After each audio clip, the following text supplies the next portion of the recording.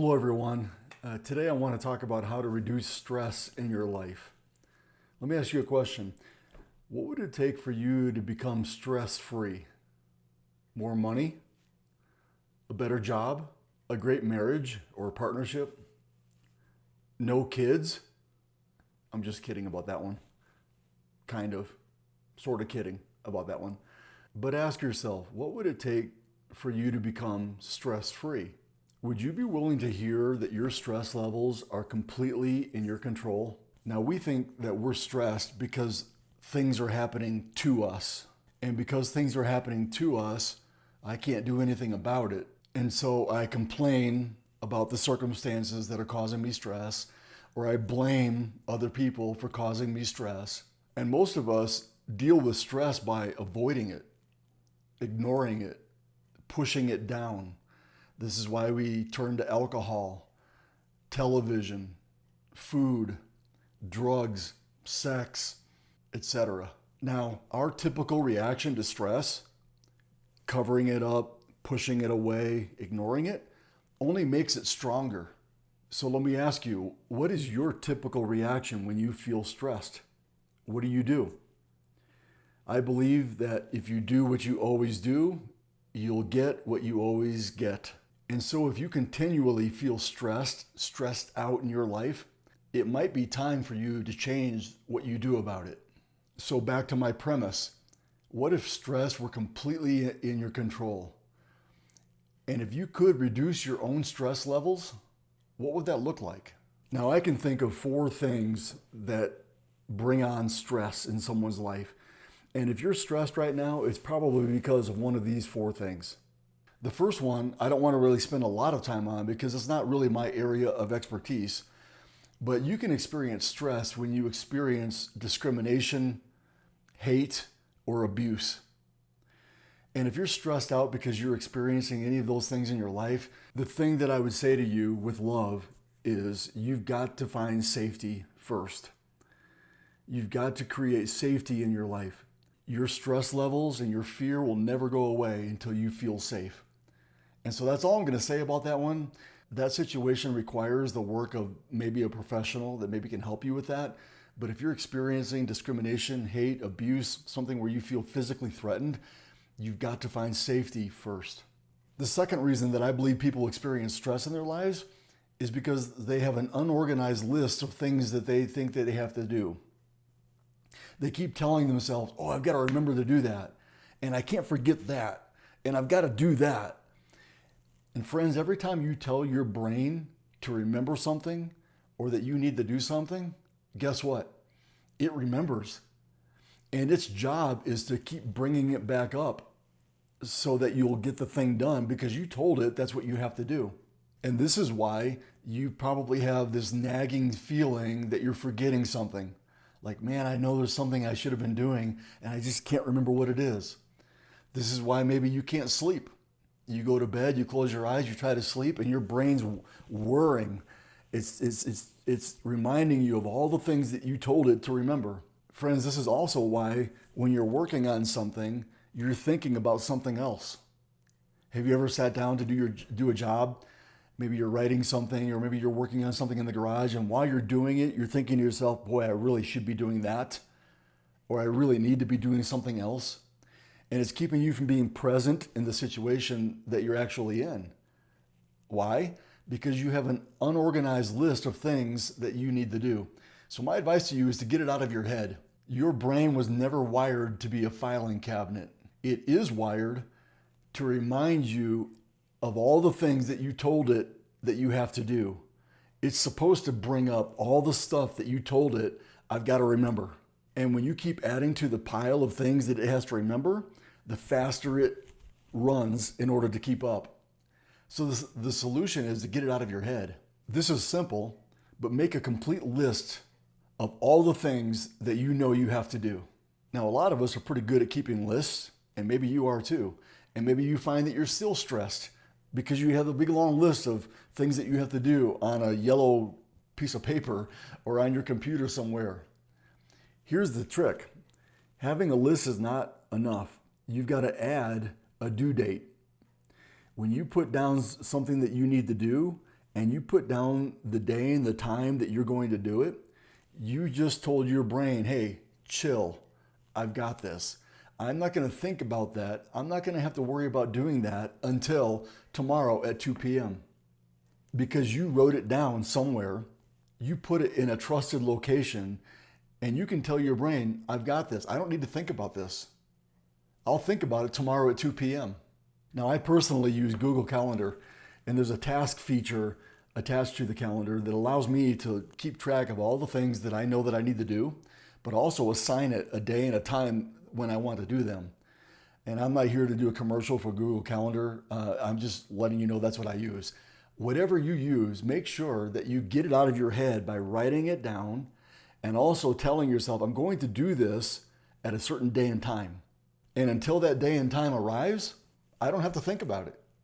And if my brain wants to keep me awake at night because something I told it to remember, I can tell my brain, hey, I've got that written down, and I know I'm going to deal with that tomorrow at 2 o'clock, so chill. And then I close my eyes and I go to sleep.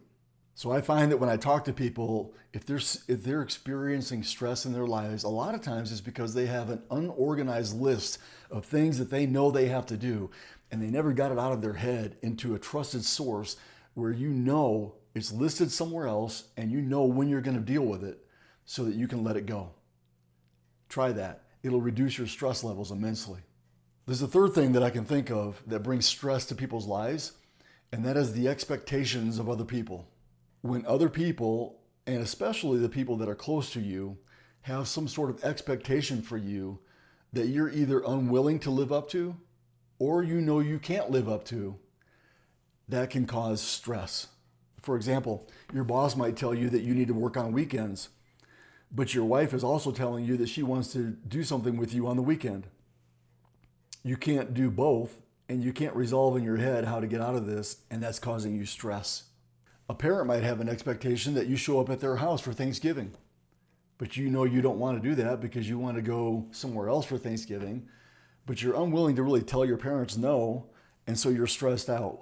What do I do? How do I handle this? Now, friends, when other people have an expectation for you and you're either unwilling to meet that expectation or you can't meet that expectation, in both cases, you're imagining conflict. If I say something to my boss and tell him I can't work on the weekends or I won't work on the weekends, am I going to get fired? Is he going to yell at me? What's going to happen? Conflict. If I tell my parents I don't want to spend Thanksgiving with them this year, I want to go somewhere else for Thanksgiving, are they going to think less of me? Are they going to be sad? Are they going to be angry? Conflict. When other people have expectations on you and you don't know how to handle saying no or disagreeing, and you imagine conflict as a result of that, boy, that can cause incredible amounts of stress in your life. And to you, I would say, learn the art of declining expectations. Now, friends, this is easier said than done because you're going to have to face your fear. And you're going to have to say in one sentence, in 10 seconds, you're going to have to say what needs to be said. And you're going to have to say it to the person who needs to hear it. And that's a whole nother topic and maybe a whole nother video for a whole nother day. I don't know. But I do want you to know that I understand that it's not easy to do this. However, you can manage your own stress levels when it comes to other people's expectations by learning the art of declining expectations. Maybe you're unwilling to do it, or maybe you can't do it. Either way, you've got to be able to decline an expectation in such a way that is true to who you are. I think that you and I can both agree that avoiding it doesn't work. Avoiding your boss because you don't want to go to work on the weekend doesn't work. Avoiding your parents because you don't want to go there for Thanksgiving doesn't work. Avoiding your fear doesn't work. Avoiding the conversation hasn't worked for you in the past. So there's got to be something else here that we can do. And I believe that means facing your fear, saying what you need to say in about 10 seconds or one breath, and saying it directly to the person who needs to hear it. You know, in 10 seconds, you can say anything that needs to be said. That's why Gay Hendricks calls it the 10-second miracle. If I told you that there was a 10-second cure for your stress, would you be interested? Well, here it is. For 10 seconds, face your fear and say what needs to be said. Take a deep breath and just say it. But say it to the person that needs to hear it. Don't tell other people. When you gossip to other people about what's going on with someone else, that has a way of actually reinforcing your fear and reinforcing the stress that you're experiencing. So again, I know this takes a little bit of courage, but you have to go to the person that needs to hear it. Get your parents on the phone, and with all the grace and politeness you can muster, say what you need to say in 10 seconds and watch your stress levels go way down. Now, let me just say, your parents may be angry or disappointed or sad, but that's not your responsibility to manage their emotions. Your responsibility is to be true to yourself and to live out of your own integrity, your own essence. So say what needs to be said, say it in one breath, and face your fear. And don't let the expectations of other people cause you stress. Now, there's a fourth reason that I know causes stress in people, and that is facing the unknown. Whenever you have a big change on the horizon and you don't know what's going to happen, that can cause you to be stressed. If you're facing a big change in your life, maybe you're getting married and that's going to be completely new to you. Maybe you're getting a new job and you're switching careers. And as you think about that, boy, you just start to get stressed out. Maybe you're planning to move to a new location and that change stresses you out because you don't know anybody there. You don't know what's going to happen with the rent or with the mortgage and with your job and whatever. Maybe you get a diagnosis that you know is going to change everything. And it's that fear of what might happen in the future that causes big changes in our life to bring stress to ourselves. You have hope that it's going to turn out okay, but what if it doesn't? That uncertainty causes fear, and fear can paralyze you so that you can't make good decisions for yourself moving forward. And that's why you're stressed out. And stress can also happen when you know that you have to make a decision, but you're afraid to commit because you don't know what's going to happen. So here's what I would say to you if facing the unknown is bringing you stress. Number one, anchor yourself. When you think about the future and all the things that haven't happened yet, and you're trying to imagine what might happen so that you can prepare yourself for that, that's like chasing the wind. And if you're not anchored in something that is real and something that you know is true about yourself, then your stress levels will continue to rise. So anchor yourself. Remind yourself of your ability to survive and even to thrive when situations have happened to you in the past. Remind yourself that in the past the worst happened, and here you are today, you're alive and you're doing well. And so anchor yourself in your own ability to thrive and to survive. Anchor yourself in the fact that God or the universe or whatever you choose to call it is on your side. No matter what happens, you're going to be a better person because of it. Anchor your focus. Right now you're stressed because you are focused on probably the worst case scenario. You're looking ahead and you're thinking, what if, what if, what if? And so your focus is on what if, what if, what if, and that's why your body is responding to that with stress. So anchor your focus somewhere else. Anchor your focus on the exhilarating adventure, on the fun, the joy, the new possibilities that probably will unfold. Now, I'm not saying that you irresponsibly ignore some of the things that might happen in the future that you can prepare yourself for now, but when you completely focus on what is going to go wrong, you're going to be stressed. So anchor yourself. If facing the unknown is causing you stress, and after you've anchored yourself, my coaching to you would be to commit. Make a decision. Don't worry if it turns out to be wrong. You're making the best decision that you can with the information that you have available to you right now. And even if it's wrong, even if you make a decision and you start to move forward and it turns out to be something completely different, you'll adjust. You've proven to yourself that you can do that in the past and you'll do it again in the future. So go ahead and have the confidence to commit and make your decision and take a small step toward progress. If it helps, commit incrementally. Make a decision and commit to a small first step. And here's what I'm getting at.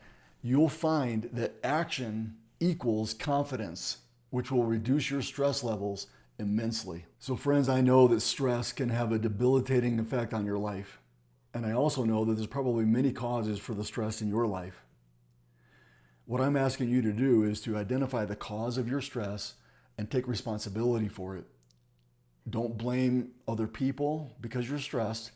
Don't blame circumstances or complain about circumstances because you feel stressed. Take responsibility for it. Try some of the things that we just talked about. And my hope for you is that you'll live a stress-free life. Thanks for watching Leadership Evolution. And I hope if this video was helpful to you that you'll hit the like button.